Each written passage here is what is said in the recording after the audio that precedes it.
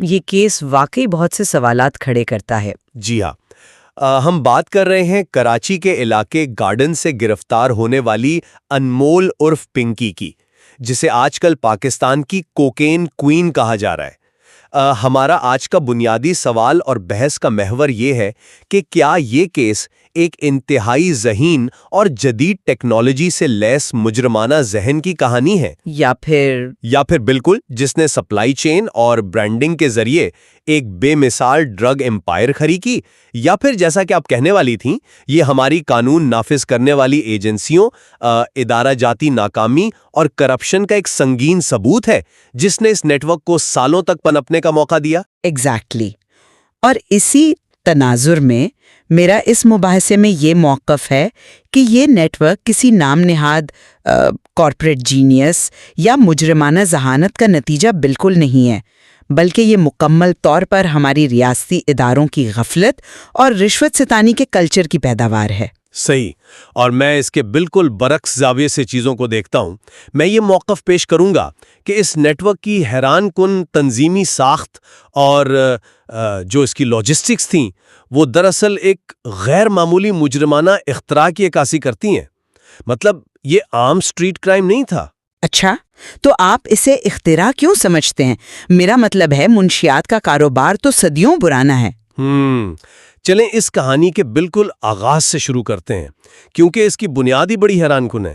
شواہد بتاتے ہیں کہ صرف 14 سال کی عمر میں ایک لڑکی ماڈلنگ کا خواب لے کر نکلتی ہے اور ہائی پروفائل پارٹیوں تک رسائی حاصل کرتی ہے۔ لیکن وہ وہی نہیں رکتی، وہ انٹرنیٹ کے ذریعے باقاعدہ کوکین بنانا اور اسے پروسیس کرنا سیکھتی ہے اور اپنا ایک الگ برانڈ بناتی ہے۔ اور سب سے اہم بات، آپ دیکھیں کہ وہ اپنے نیٹ ورک کو سیلز کی صورت میں چلاتی ہے۔ سیلز یعنی ایک رکن دوسرے کو نہیں جانتا، بالکل ویسے ہی جیسے جدید انٹیلیجنس ایجنسیاں یا بڑے انڈر گراؤنڈ سنڈیکیٹس کام کرتے ہیں۔ کوئی ایک شخص پکڑا جائے تو پورا نیٹ ورک کولیپس نہیں کرتا۔ یہ ایک بہت میچور سوچ تھی۔ ایک سیکنڈ، یہاں میں آپ کو روکوں گی۔ آپ انٹیلیجنس ایجنسیوں اور مجرمانہ ذہانت کی بات کر رہے ہیں، لیکن کیا آپ نے اس بات پر غور کیا کہ اس کی اصل ذہانت کیا تھی؟ کیا تھی؟ بتائیں۔ اس کی اصل حکمت عملی یہ تھی کہ اس نے سب سے پہلے ایک ایسے وکیل سے مبینہ طور پر شادی کی جو پہلے ہی ایک بین الاقوامی کوکین گینگ سے جڑا ہوا تھا۔ کیا یہ کوئی کارپوریٹ اسٹریٹجی تھی؟ تعلقات بنانا بھی تو بزنس کا حصہ ہوتا ہے۔ نہیں، لیکن یہ قانونی اور بین الاقوامی تحفظ حاصل کرنے کا ایک روایتی جرمانہ طریقہ تھا۔ اور پھر طلاق کے بعد کیا ہوا؟ اس نے ایک پولیس افسر سے شادی کر لی۔ مطلب کیا ہم اسے بزنس ماڈل کہیں گے یا سیدھا سیدھا ریاستی شیلٹر؟ میں اس بات سے انکار نہیں کر رہا کہ اس کے تعلقات نے اسے فائدہ دیا، لیکن معذرت کے ساتھ، لیکن یہ صرف فائدہ نہیں تھا، یہ اس پورے ماڈل کی بنیاد تھی۔ آپ خود سوچیں، جب آپ کے بیڈ روم میں ہی قانون کا محافظ موجود ہو تو آپ کو کس بات کا ڈر ہے؟ ہاں وہ تو ہے۔ اور آپ کو یاد ہوگا، شواہد بتاتے ہیں کہ آج سے لگ بھگ 5 سال قبل پنجاب پولیس نے اسے گرفتار بھی کیا تھا، لیکن پھر وہ کیسے چھوٹی؟ مبینہ طور پر 7 کروڑ روپے کی خطیر رشوت دے کر۔ جی ہاں، 70 ملین روپے۔ تو پھر وہ جینیس کیسے ہوئی؟ وہ تو بس ایک کرپٹ نظام کی خریدار تھی۔ ٹھیک ہے، میں سمجھتا ہوں کہ آپ کی بات میں وزن ہے۔ 7 کروڑ کی رشوت ایک بہت بڑا فیکٹ ہے، لیکن ذرا اس زاویے سے دیکھیں، تحفظ مل جانا ایک بات ہے، لیکن ایک بزنس کو اس سکیل پر اتنے بڑے پیمانے پر کامیابی سے چلانا بالکل دوسری بات ہے۔ ہم صرف رشوت کے ایک واقعے کی بنیاد پر اس کے پورے لاجسٹک ماڈل کو نظر انداز نہیں کر سکتے۔ ذرا اس کے طریقہ کار کی پیچیدگی کو سمجھیں۔ اس نے جو روایتی سپلائی چین تھی اسے مکمل طور پر بدل دیا۔ اب دیکھیں لاہور سے کراچی تک مال کیسے آتا تھا؟ ٹرینوں کے ذریعے، بالکل، اور وہ بھی خواتین کوریئرز کے ذریعے۔ لیکن خواتین کوریئرز کے استعمال میں کیا جدت ہے؟ میرا مطلب ہے یہ تو سمگلنگ کا بہت ہی پرانا طریقہ ہے، اس میں تو کوئی نئی بات نہیں ہے۔ جدت صرف خواتین کے استعمال میں نہیں ہے، جدت اس کی کڑیوں کو جوڑنے میں ہے۔ ٹرینڈ اور خواتین کا انتخاب اس لیے کیا گیا کیونکہ ہمارے ہاں ریلوے اسٹیشنز پر سیکیورٹی چیکنگ میں خواتین پر عموماً کم شک کیا جاتا ہے، لیکن اصل گیم کراچی پہنچنے کے بعد شروع ہوتی ہے۔ اچھا، کیسے؟ اس نے ڈسٹریبیوشن کے لیے وہی ماڈل استعمال کیا جو آج کل ہم روزمرہ زندگی میں دیکھتے ہیں، جیسے فوڈ پانڈا یا اوبر جیسی ایپس استعمال کرتی ہیں۔ مطلب plate form logic? Exactly, plate form logic. Courier کو نہیں معلوم کہ مال کس رائڈر کو ملنا ہے، اور جو آن لائن بائک رائڈر ہے اسے نہیں معلوم کہ وہ کس کا مال سپلائی کر رہا ہے۔ یہ ایک مکمل ڈیجیٹل فائر وال تھی۔ یہ کلیم تو کیا گیا ہے۔ اور ہمارے سامعین ضرور سوچ رہے ہوں گے کہ بھئی منشیات کے کاروبار میں تو سارا لین دین ہمیشہ کیش میں ہوتا ہے تاکہ کوئی ٹریل نہ ملے، تو یہاں کیا ہوا؟ یہاں ادائیگیاں کیش میں نہیں ہوتی تھی۔ جی، ذیشان نامی شخص ہینڈل کرتا تھا۔ بالکل، ذیشان نامی ایک شخص فیاض کمیونیکیشنز نامی فرنچائز کی آڑ میں بینک اکاؤنٹس اور آن لائن ایپس کے ذریعے تمام فائنانسز ہینڈل کر رہا تھا۔ تو آپ بتائیں، کیا یہ ایک عام اسٹریٹ کرائم ہے؟ یہ تو ایک پراپر ای کامرس ماڈل لگ رہا ہے مجھے۔ ڈیجیٹل فائر وال کہہ رہے ہیں، وہ دراصل ایک ریاستی فائر وال تھی۔ وہ کیسے؟ آپ نے ابھی ذیشان اور اس کمیونیکیشن فرانچائز کا ذکر کیا، آپ خود بتائیں، جب ایک عام بینک اکاؤنٹ یا ایزی پیسہ جیسی آن لائن ایپ سے ماہانہ کروڑوں روپے کی ٹرانزیکشنز ہو رہی ہوں، تو کیا ہمارے ریگولیٹری اداروں اور فائنینشیل مانیٹرنگ یونٹس کے سسٹمز میں ریڈ فلیگ ظاہر نہیں ہوتے؟ بالکل ہوتے ہیں، اور ہونے چاہیے۔ تو پھر وہ خاموش کیوں رہے اتنے سال؟ یہ کوئی ڈیجیٹل اختراع نہیں تھی، یہ سیدھا سیدھا اداروں کی مکمل ناکامی تھی جس نے اس کی پردہ پوشی کی۔ لیکن آپ کو نہیں لگتا کہ اس نے اس سسٹم کو بائی پاس کرنے کے طریقے ڈھونڈ لیے تھے؟ نہیں، بائی پاس نہیں کیا، اس نے سسٹم کو ساتھ ملایا ہوا تھا۔ اور ایک اور اہم بات، اس کے 2 بھائی پہلے ہی منشیات کے مقدمات میں گرفتار ہو چکے تھے۔ ایک بھائی شوکت پر تو باقاعدہ بوٹ بیسن تھانے میں FIR درج تھی۔ جی، وہ ریکارڈ پر موجود ہے۔ تو جب ایک ہی خاندان کے اتنے لوگ اسی کاروبار سے جڑے ہوں اور مرکزی کردار ایک حاضر سروس پولیس آفیسر کی بیوی ہو، تو اسے ہم اداروں کی آنکھوں میں دھول جھونکنا نہیں کہہ سکتے۔ بائک رائڈرز اور فرنچائزز تو محض ٹولز تھے، اصل سہولت کار تو وہ نظام تھا جس نے جانتے بوجھتے ہوئے آنکھیں بند کر رکھی تھیں۔ چلے، ٹھیک ہے، فرض کریں کہ نظام نے آنکھیں بند کر رکھی تھیں، لیکن پھر بھی ہمیں اس پروڈکٹ اور مارکیٹنگ کو دیکھنا ہوگا جس نے اس نیٹ ورک کو اتنی بڑی سلطنت بنایا۔ پروڈکٹ تو اچھی بنانی پڑتی ہے نا۔ بتائیں، کیا مارکیٹنگ تھی اس کی؟ جب گارڈن کے علاقے میں اس کے فلیٹ پر چھاپا پڑا تو وہاں سے کیا برآمد ہوا؟ 1.5 کلوگرام خالص ریفائنڈ کوکین، لیکن اس سے بھی زیادہ اہم وہ 7 کلوگرام کیمیکل تھا جو وہاں سے ملا، جس میں کیٹامائن، ایفیڈرین، میتھمفیٹامائن اور لیڈوکین شامل تھے۔ لیکن کیا یہ کیمیکلز منشیات کی مقدار بڑھانے کے لیے استعمال نہیں ہوتے؟ مطلب سستا کرنے کے لیے؟ بالکل، جسے ہم ڈرگ ٹریڈ کی زبان میں کٹنگ ایجنٹس کہتے ہیں۔ لیکن یہاں کیمیکل انجینئرنگ کی جو سمجھ بوجھ استعمال کی گئی وہ حیران کن ہے۔ مثال کے طور پر لیڈوکین۔ ہمارے سامعین کے لیے یہ جاننا دلچسپ ہوگا کہ اس نے لیڈوکین کا ہی انتخاب کیوں کیا؟ کیونکہ خالص کوکین جب مسوڑوں پر لگتی ہے تو وہ انہیں سن کر دیتی ہے، نم کر دیتی ہے، اور لیڈوکین بھی میڈیکلی بالکل یہی کام کرتا ہے۔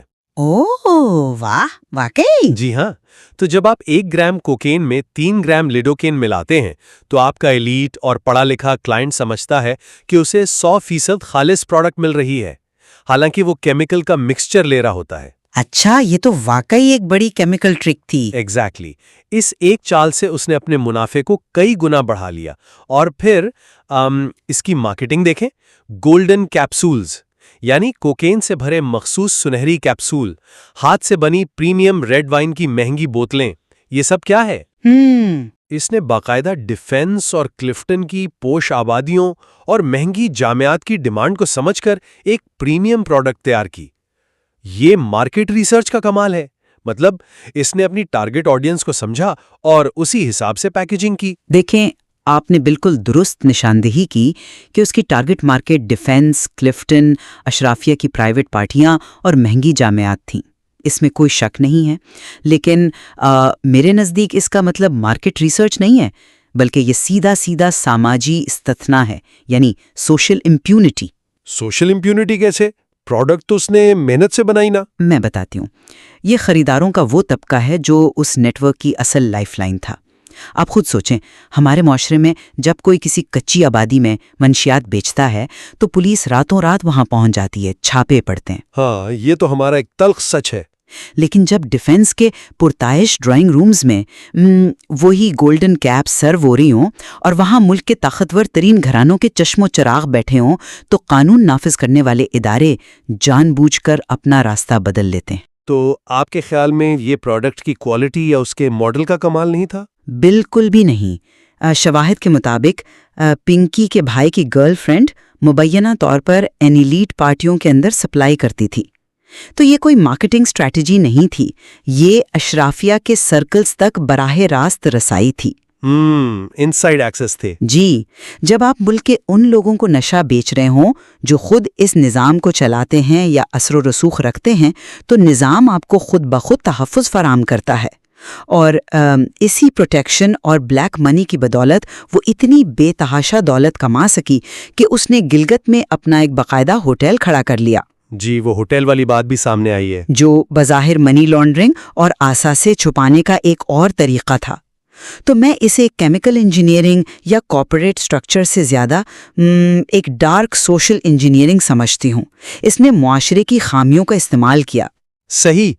ویسے آپ کا یہ نکتہ واقعی قابل غور ہے کہ ٹارگٹ مارکیٹ کی سماجی حیثیت نے اسے ایک بہت بڑا حفاظتی حصار فراہم کیا۔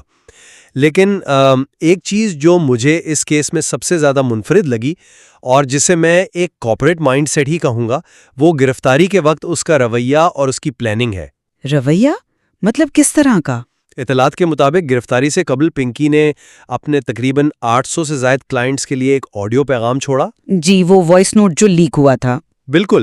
اس پیغام میں اس نے واضح طور پر کہا کہ اسی موبائل نمبر پر اس کے نامزد کردہ جانشین کے ذریعے سپلائی کا کام جاری رہے گا۔ اگر ہم اسے بزنس کی زبان میں دیکھیں تو یہ سکسیشن پلاننگ یا کاروباری تسلسل کی ایک شاندار مثال ہے۔ ایک منٹ، یہیں تو ہمارا اصل اختلاف ہے۔ آپ اسے کاروباری تسلسل کہہ رہے ہیں؟ جی ہاں، بالکل، کیونکہ دیکھیں ایک عام منشیات فروش گرفتاری کے بعد پینک ہو جاتا ہے، بوکھلا جاتا ہے اور اس کا سارا نیٹ ورک بکھر جاتا ہے، لیکن اس عورت نے اپنی گرفتاری کو ایک نارمل بزنس رسک کے طور پر لیا اور پہلے سے متبادل سی ای او تیار رکھا۔ یہ ثابت کرتا ہے کہ اس نے اپنے آپ کو اس سسٹم سے الگ کر کے ایک ایسی کارپوریشن بنا دی تھی جو افراد کی محتاج نہیں تھی۔ مجھے سخت حیرت ہے کہ آپ اس قدر سنگین مجرمانہ ڈھٹائی کو سکسیشن پلاننگ جیسی نفیس کارپوریٹ اصطلاح کا نام دے رہے ہیں۔ وہ آڈیو پیغام کسی بزنس پلان کا حصہ نہیں تھا، وہ دراصل اس کی اس نظام سے مکمل بے خوفی کا اعلان تھا۔ بے خوفی؟ لیکن اس نے اپنا بزنس تو بچایا نا۔ دیکھیں، جب ایک مجرم کو یہ یقین ہو کہ قانون اسے زیادہ دیر اندر نہیں رکھ سکے گا یا اس کا نیٹ ورک پولیس کی پہنچ سے اتنا دور ہے کہ اس کے جیل جانے سے بھی کوئی فرق نہیں پڑے گا، تو وہ ایسے پیغامات چھوڑتا ہے، اور اس بے خوفی کا عملی مظاہرہ تو ہم سب نے دیکھا ہے۔ آپ کا اشارہ اس کی عدالت میں پیشی کی طرف ہے؟ تھا کیا اسے ہتھکڑیاں لگی ہوئی تھی؟ نہیں، ہتھکڑیاں تو نہیں تھیں۔ وہ انتہائی پرسکون اور ایک فاتحانہ انداز میں چلتی ہوئی آئی۔ وہ ویڈیو سوشل میڈیا پر اتنی وائرل ہوئی اور اس پر اتنا شدید عوامی رد عمل آیا کہ آئی جی سندھ پولیس کو باقاعدہ انکوائری کمیٹی بنانی پڑی اور متعلقہ افسران کو معطل کرنا پڑا۔ وہ عورت پولیس کی حراست میں بھی وی آئی پی پروٹوکول لے رہی تھی۔ یہ تو ہے۔ تو میرا آپ سے سوال یہ ہے کہ کیا یہ پروٹوکول اسے اس کی کارپوریٹ جینیس کے وجہ سے مل رہا تھا؟ ہرگز نہیں۔ یہ پروٹوکول اس لیے مل رہا تھا کیونکہ وہ اسی کرپٹ نظام کا حصہ تھی جس نے اسے پروان چڑھایا تھا۔ جو پولیس کل تک اس کے مبینہ ٹکڑوں پر پلتی تھی، اب وہ آج اسے ہتھکڑی لگاتے ہوئے بھی ڈر رہی تھی۔ سوالات کھڑے کرتا ہے، اور میں تسلیم کرتا ہوں کہ ایک پولیس آفیسر سے شادی، اتنی بھاری رشوت کے الزامات اور بغیر ہتھکڑی کی عدالت میں پیشی، یہ سب وہ حقائق ہیں جو خلا میں نہیں ہوتے۔ بالکل۔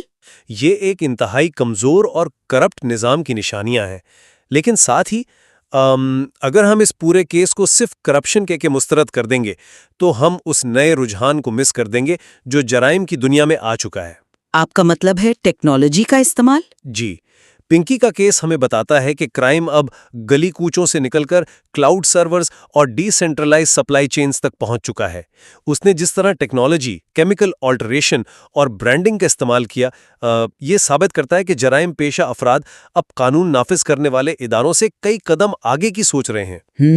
یہ محض ایک عام ڈرگ ڈیلر کی کہانی نہیں ہے، یہ ایک بلیک مارکیٹ کارپوریشن کے عروج کی داستان ہے جس نے ہماری ایلیٹ کلاس کی کمزوریوں کو ایک انتہائی منافع بخش انڈسٹری میں بدل دیا۔ میں آپ کی اس بات سے جزوی طور پر متفق ہوں کہ ہاں، جرائم کے طریقے بدل گئے ہیں اور ٹیکنالوجی کا استعمال یقیناً بڑھ گیا ہے، لیکن میرا حتمی استدلال یہی ہے کہ یہ جدید تکنیکیں، یہ آن لائن بائک رائڈرز اور فرینچائزیز کے ذریعے منی لانڈرنگ، یہ سب صرف اس لیے کامیاب ہو پاتے ہیں کیونکہ انہیں رشوت اور طاقتور حلقوں کی سرپرستی کی ایک زرخیز زمین میسر ہوتی ہے۔